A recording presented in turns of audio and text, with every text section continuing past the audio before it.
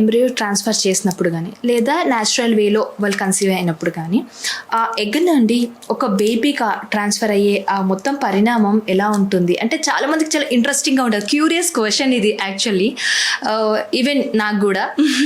So దాని గురించి ఒకసారి. Ya, it's really a miracle అని అనాలి. Because just before embryo transfer ముందు we will see the embryo ఎలా ఉంది అని చూసుకుని దాని తర్వాత we will transfer the embryos అనమాట.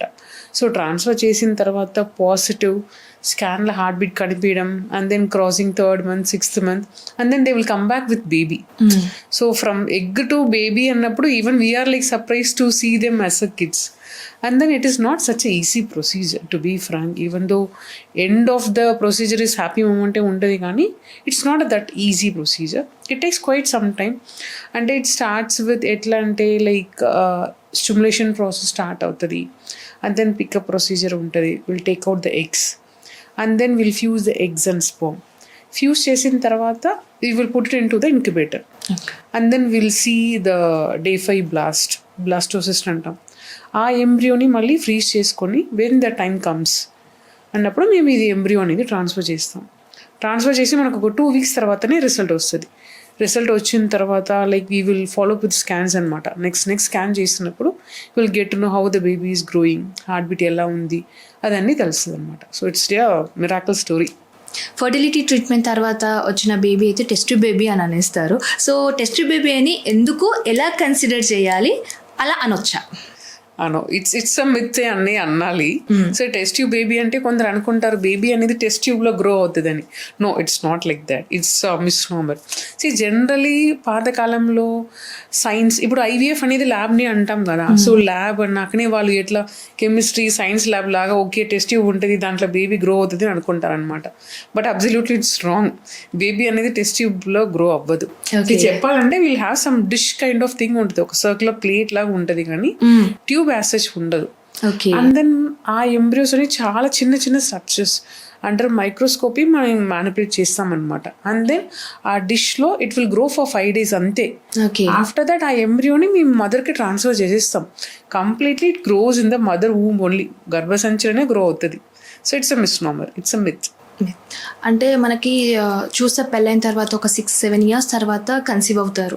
అయితే ఫర్టిలిటీ ఇష్యూస్ వల్ల దీనివల్ల ట్రీట్మెంట్ తర్వాత కన్సీవ్ అయిన తర్వాత మళ్ళీ సెకండ్ బేబీకి కూడా కంపల్సరీగా ఫర్టిలిటీ ట్రీట్మెంట్తోనే కన్సీవ్ అవ్వాల్సి వస్తుందా, లేదంటే న్యాచురల్గా అయినా ఛాన్సెస్ ఉన్నాయా? ఖచ్చితంగా ఫర్టిలిటీ ట్రీట్మెంట్ అవసరం పడుతుందని చెప్పలేము. అంటే ఫస్ట్ మనం ఐవీఎఫ్ ట్రీట్మెంట్ చేస్తాం కదా, దేనికోసం చేస్తున్నాం అనేది చూడాలి అనమాట. వాట్ ఈస్ ద రీజన్ అనేది మనకు తెలియాలి. ఫర్ ఎగ్జాంపుల్ పీసీఓఎస్ ప్రాబ్లం వల్ల or like maybe some unexplained infertility, అట్లాంటి రీజన్లో మనకు ఐవీఎఫ్ అయినా ఆర్ ఐయూ అయినా చేసామనుకోండి, for those couple second baby అనేది స్పాంటేనియస్గా మళ్ళీ అవ్వడానికి ఛాన్సెస్ ఉన్నాయి. కొందరు ఉంటారంటే ట్యూబల్ బ్లాక్, అట్లాంటి కొన్ని ఇష్యూస్లో మనం సెకండ్ ప్రెగ్నెన్సీ కూడా త్రూ సమ్ ట్రీట్మెంట్ ద్వారానే లైక్ కన్సెప్షన్ ఛాన్సెస్ ఉంటుంది. Okay, yeah. Fertility depends upon the condition. Okay, fertility issues అంటే మెన్ అండ్ విమెన్ ఇద్దరికి ఉంటాయి కదా.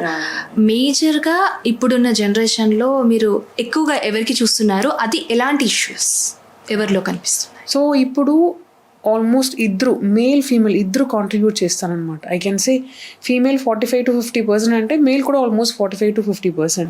లైక్ ప్రీవియస్లీ ఎట్లా అంటే దే ఓన్లీ బ్లేమ్ ఉమెన్ అనమాట. But now it is not like that, it's a couple journey. So females almost ఒక 45% అనొచ్చు, males కూడా equally 45% they are contributing. Remaining 5-10% అనేది ఇట్స్ అన్ఎక్స్ప్లెయిన్, అంటే ఒక పర్టికులర్ రీజన్స్ అనేది ఉండవు. ఓకే, మెన్లో ఎక్కువ ఎలాంటి ఇష్యూస్ కనిపిస్తాయి మనకి? ఇప్పుడు maybe because of the stress or food pattern, life style habit, don't know, maybe these are all the contributing factor ఉండొచ్చు. లాట్ ఆఫ్ చాలా మంది పేషెంట్కి కౌంట్ తక్కువ ఉండడం, మోటిలిటీ తక్కువ ఉండడం, మార్ఫాలజీ అంటే నార్మల్ స్పర్మ్స్ అనేది తక్కువ ఉండడం చాలా ఫ్రీక్వెంట్ అయిపోయినాయి ఇప్పుడు. సో బేసిక్లీ 7 parameters అబ్నార్మల్గా ఉంటుంది వాళ్ళకి. అది that is the main cause in మేల్స్లో. ఫీమేల్స్లో చూస్తే లైక్ దీనికి ముందు పీసీఓఎస్ అనేది it's quite common. Now is also PCOS అనేది కామన్గా ఉన్నాయి. But along with PCOS number of eggs అనేది చాలా తక్కువ ఉంటుంది. So that is the one reason. And then tubal block, endometriosis, ఇట్లాంటి కొన్ని conditions now it is like it's very frequent అనమాట. Okay. So these are the few reasons in females. అంటే doctor జనరల్గా every month periods వచ్చే వాళ్ళలో eggs పోతూ ఉంటాయి, waste అవుతూ ఉంటాయి. పీసీఓఎస్లో కొందరు అనుకుంటారు నాకు 3 months కోసారి 4 months కోసారి వస్తాయి కదా, అంటే నా ఎగ్స్ సేఫే కదా, సో నాకెందుకు ఇష్యూస్ వస్తాయి, నాకు క్వాలిటీ క్వాంటిటీ బాగానే ఉంటుంది కదా అని ఇలా కూడా ఆలోచించే వాళ్ళు ఉన్నారు. సో వాళ్ళకి మీరేం చెప్తారు? ఎగ్ అనేది మనకి పుట్టినప్పటి నుంచి will be having multiple eggs, అంటే ల్యాక్స్లో ఉంటుంది. అంటే ప్యూబర్టీ పెద్ద మనిషి అయిపోయిన తర్వాత it will be in multiple థౌజండ్స్లో ఉంటాయి. బట్ ఎగ్ అనేది మంత్లీ రిలీజ్ అయ్యాక మాత్రమే మనకి హార్మోన్స్ అనేది స్టెబిలైజ్డ్గా ఉంటుంది. అండ్ దెన్ ప్రెగ్నెన్సీ అనేది కూడా మనకి ఛాన్సెస్ ఎక్కువ ఉంటుంది అనమాట. పీసీఓఎస్ అన్నప్పుడు మీకు ఎగ్ అనేది కరెక్ట్ టైంకి రిలీజ్ అవ్వవు. You will have a lot of అంటే ప్రాబ్లమ్స్ వస్తుంది వాళ్ళకి. పీసీఓఎస్ ఉన్న వాళ్ళకి షుగర్, బీపీ అని ఫ్యూచర్లో రావడానికి ఛాన్సెస్ ఉంటుంది. అండ్ దెన్ వాళ్ళకి కొంచెం క్వాలిటీ ఇష్యూ కూడా ఉండొచ్చు. సో మంత్లీ డేట్ రావాలి, that is very very important.